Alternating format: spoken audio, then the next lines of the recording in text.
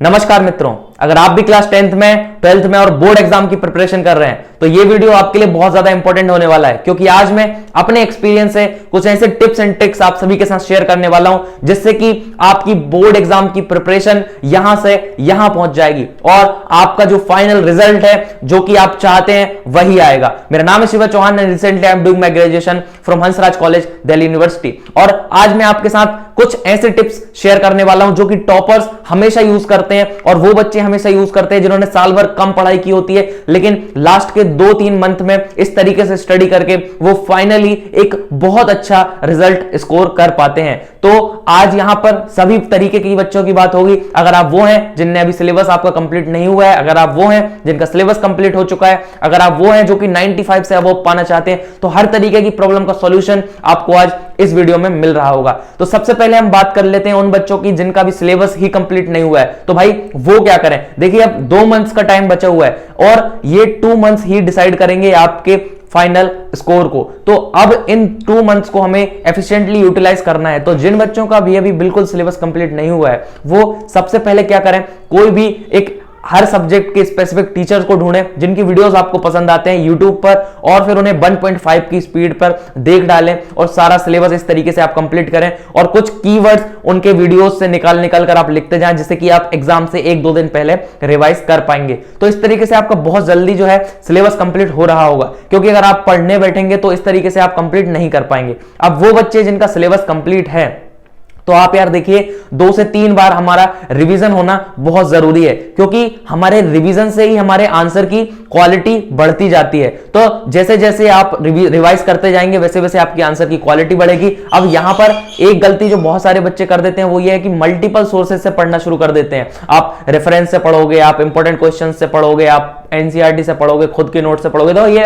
यहां पर बहुत सारा बंच ऑफ सोर्सेज हो जाता है। तो हमें हमारे सोर्स को लिमिटेड रख के पढ़ना है और उन्हें बार बार रिवाइज करना है, जिससे क्या होगा, वो सारे जो वर्ड्स हैं, क्वेश्चन आंसर्स हैं, तो उनके जो इंपॉर्टेंट पॉइंट्स हैं तो वो एक ही बार में आपको सारे याद हो जाएंगे और फिर आप जब एग्जाम लिखने बैठोगे तो आपको यूं फटाफट आते जाएंगे और आप उनको लिखते जाओगे। अगर आप मल्टीपल सोर्सेस से करोगे तो लैंग्वेज चेंज हो जाती है और इसके कारण हमें थोड़ा डिलेमा की सिचुएशन एग्जाम में आ जाती है। तो जिन बच्चों का आपका सिलेबस कंप्लीट है वो क्या करें, अब हमें रिवीजन की स्टेज पर आ जाना है। अब रिवीजन की स्टेज जिन बच्चों की कंप्लीट हो जाती है उन्हें अब क्या करना है, आप इंपॉर्टेंट क्वेश्चंस ढूंढें, यानी जो भी प्रीवियस ईयर में बार बार क्वेश्चंस पूछे गए हैं उन क्वेश्चंस को ढूंढें और टिक करें। ऐसे 40% हमारा सिलेबस ऐसा होता है जो कि मोस्टली एग्जाम्स में आता ही है और 40% सिलेबस से ही हमारे मोस्टली क्वेश्चन पेपर्स बनते हैं और बाकी कुछ क्वेश्चंस एक्स्ट्रा रहते हैं। तो वो जो पार्ट है उसे हमें फाइंड आउट करना है और उन्हें अच्छे से प्रिपेयर कर लेना है और उसके बाद उनकी हमें क्या करनी है, राइटिंग प्रैक्टिस करनी है। राइटिंग प्रैक्टिस देखिए बहुत जरूरी है। आपके मार्क्स इस चीज पर डिपेंड नहीं करते कि आपको कितना आता है, आपके मार्क्स इस चीज पर डिपेंड करते हैं कि आपने एग्जाम में कैसा लिख कर आए हैं। तो जो आपका आंसर राइटिंग की प्रेजेंटेशन है वो बहुत ज्यादा इंपॉर्टेंट है।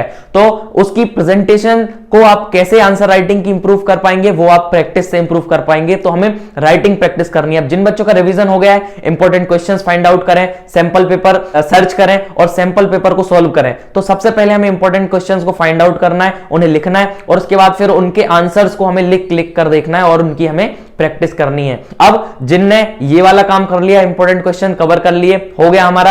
अब हमें भाई बिल्कुल 95 से अबव भी चाहिए किसी भी हाल में। तो उन बच्चों को अब क्या करना है मेरे भाई, आपका रिवीजन कंप्लीट है, आपका इंपॉर्टेंट क्वेश्चंस कंप्लीट है, तो अब आपको आ जाना है सैंपल पेपर पर। तो जो सैंपल पेपर है वो हमारा लास्ट प्रोसीजर होता है। उसमें हमें क्या करना है कि हर सब्जेक्ट के सबसे पहले जो मेन सब्जेक्ट्स हैं उनके मिनिमम 2 और मैक्सिमम 5 और 5 से ज्यादा आप सैंपल पेपर लगा सकते हैं। ये हमारे बिल्कुल 3 आवर्स की सिटिंग में होना चाहिए। जो सैंपल पेपर है उन सैंपल पेपर्स के जो आंसर्स भी लास्ट में प्रोवाइडेड होते हैं तो उससे हमें मैच करना है। खुद को मार्क्स दें, अपने 3 आवर्स में जो भी आपने आंसर्स लिखे हैं उनको आप एफिशिएंटली ऑनेस्टली चेक करें और अपने आप को मार्क्स दें, जिससे कि क्या होगा, आपका जो एग्जाम फियर है, एग्जाम फोबिया है वो कम होगा और आपको एग्जाम में हेजिटेशन नहीं होगी और आप फटाफट आपका एग्जाम पेपर कर पाएंगे। तो इस तरीके से आपकी ये जो लास्ट स्टेज है उसके बाद में आप बिल्कुल क्या हो जाएंगे, किंग हो जाएंगे और मतलब फियरलेसली आप एग्जाम में जाकर अपना पेपर देकर आएंगे। तो इस तरीके से ये सारे टिप्स हमें फॉलो करने हैं।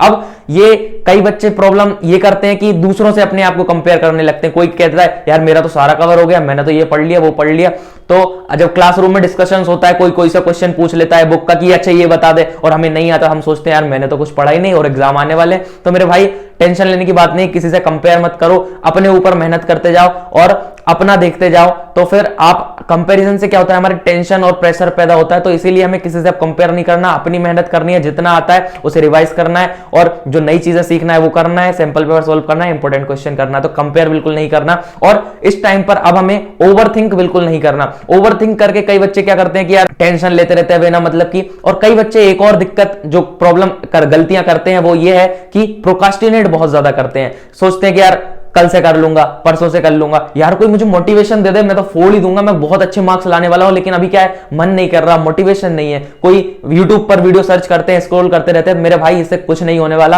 आपका जो पेपर है वो अच्छा सिर्फ तभी जाएगा जब आप आज बैठकर पढ़ोगे। तो चुपचाप किताब निकालो। YouTube का कोई मोटिवेशन आपका काम नहीं करने वाला। आपको काम वही करेगा जो आप बुक खोलोगे और आंसर्स को पढ़ोगे, क्वेश्चंस को पढ़ोगे, टॉपिक्स को समझोगे। तो इसीलिए मेरे भाई ये काम करो, अदरवाइज आप YouTube पर सर्च ही करते रह जाओगे और आपको फाइनल रिजल्ट नहीं मिलेगा। तो जो बच्चे ये चाहते हैं कि अच्छा स्कोर लाएं, अपने घर वालों का, अपना नाम रोशन करें और एक सेटिस्फेक्शन होती है हमें। देखिए एट द एंड आपके 12th के बाद में आपको कोई नहीं पूछने वाला कितने मार्क्स आपके 12th 10th में आए थे, लेकिन क्या होता है इससे हमें सेटिस्फेक्शन मिलता है और हमें मेहनत करना सिखा देता है 10th और 12th के बोर्ड एग्जाम्स। और इससे कोई भी आपकी मार्कशीट देखता है तो ये लगता है कि बच्चा मेहनती था। तो इसीलिए ये सारी चीजें जरूरी होती हैं। तो हमें अब भाई ओवरथिंक नहीं करना है और प्रोक्रास्टिनेट बिल्कुल नहीं करना है। दूसरी सबसे बड़ी प्रॉब्लम ये आती है कि हम डिस्ट्रैक्शंस में फंसे होते हैं। तो ये 2 मंथ्स ही बचे हैं मेरे भाई, सारी प्रॉब्लम्स, सारे डिस्ट्रैक्शंस आप 2 मंथ्स के बाद में जो भी काम करना है वो कर लेना।